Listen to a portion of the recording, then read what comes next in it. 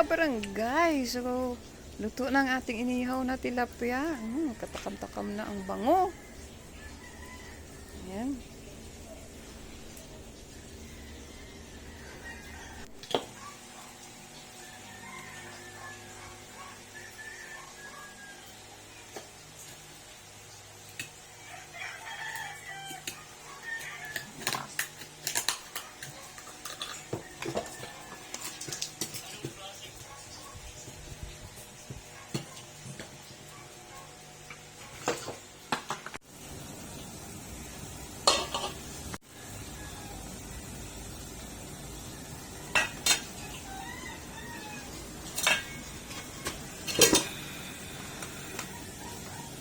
Almost done ang pakbit. Yun, let's eat na.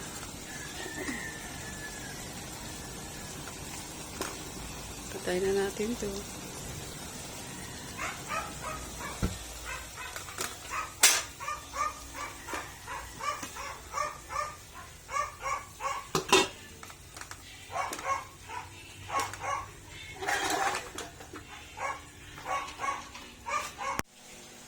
Okay.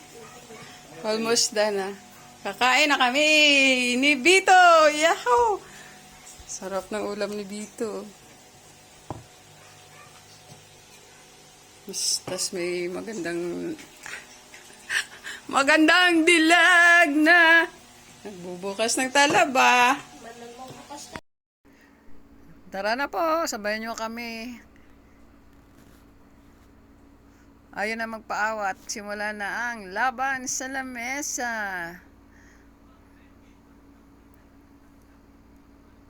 Sinday oh. Sinday. Hindi na mamansin. Sarap ng kain. Gulay.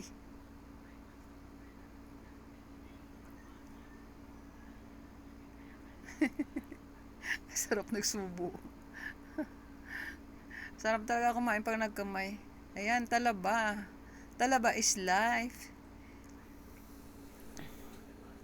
Sausawan natin ng kamatis, sibuyas, with lemon.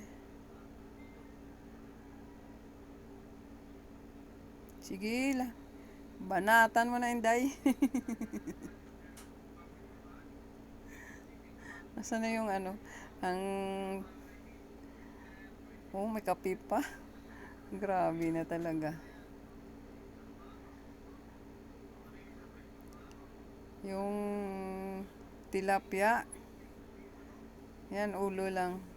Malaki kasi, kalahati lang kinain ko. Mahilig ako sa ulo, pag sa bangus ulo din, tsaka buntot. Kaya, hataw na. Ayun, oh. Talaba.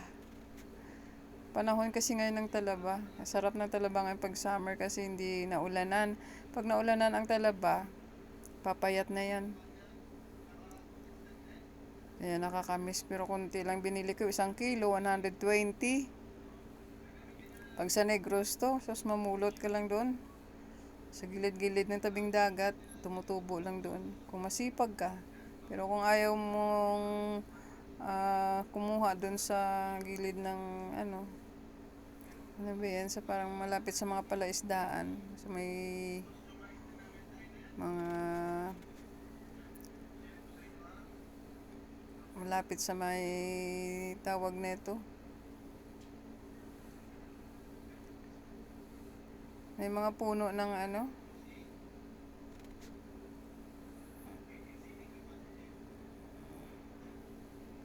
malaking puno nun, mga kawayan nakatayo, yung mga lumang kawayan nakatayo sa may dagat, yun, manguha ka lang. Pero kung may pera ka at ayaw mo magpakahirap, bibili ka sa palengke. Ang sarap ng talaba.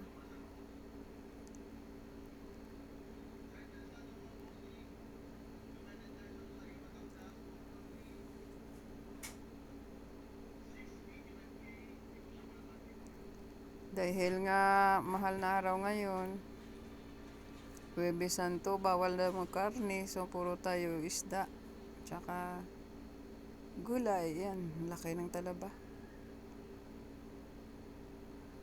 Sabi daw sa Cavite daw yan nakuha eh. Sabi ng binila namin. Cavite.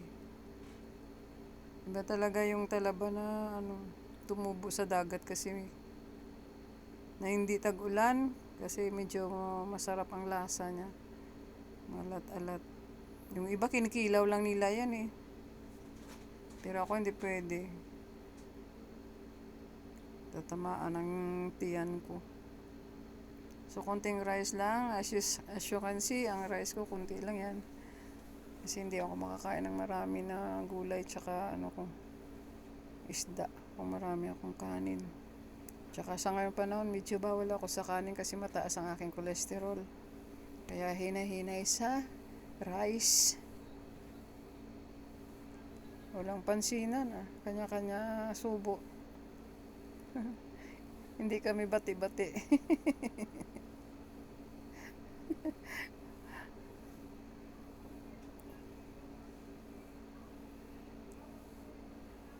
Nakakagana talaga kumain pagka ganyan sama-sama. Hindi kami lumabas para mag-outing or what. Kasi crisis ngayon eh. Bili na lang natin pagkain dito sama-sama sa pamilya sa loob ng bahay. Dito na lang tayo magnilay-nilay sa loob ng bahay.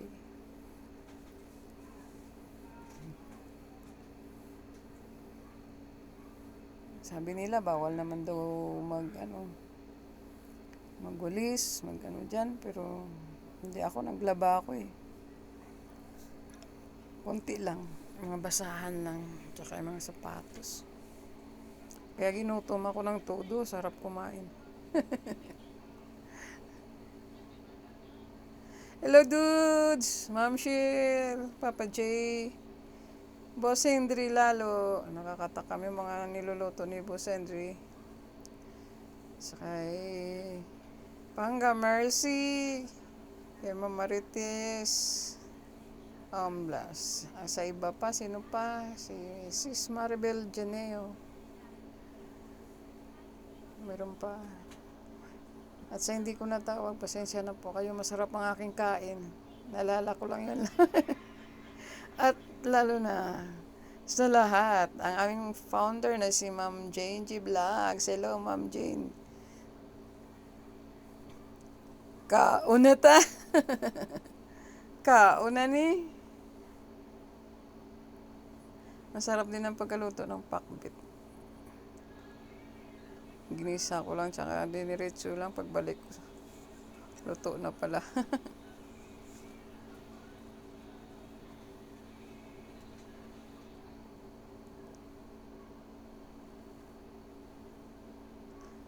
Bukas gulay naman tayo. Marami kaming gulay. Galing sa Baguio. Dala ng darling ko. Kaya bukas gulay naman tayo. Ang sarap kumain. Simot. Simot ang pinggan. Ay, nagsitayuan na sila. Ako nag-iwan. Ako na naiwan sa lamesa.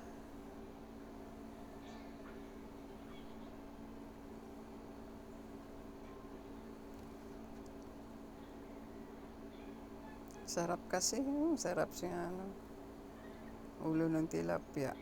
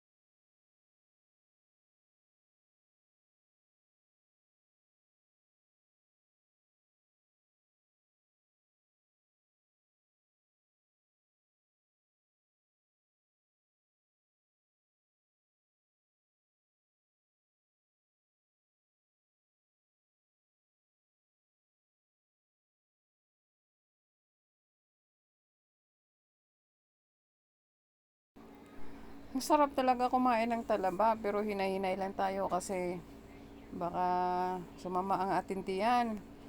Kaya pa konti-konti lang, wag lang biglain. Sus, naganahan ako sa sausawan na to. Ayan. Almost done na po tayo. Akong nahuli. Ang sarap kasi simutin ng mga tira, ano. So, akong tagaligpit dahil ako po yung nahuli. Ligpit na. Pahingain dalawa. Dahil busog match na sila. Grabe, busog tayo masyado ngayon sa ating almusal. Napakasarap ng ating ulam. Nihaw na tilapia with sausawan na kamatis at sibuyas. Pritong isda, hindi na ata nagalaw yung pritong isda. Yung talaba. Tsaka yung pakbet na always natin iluluto yan dahil kailangan natin kumain ng gulay.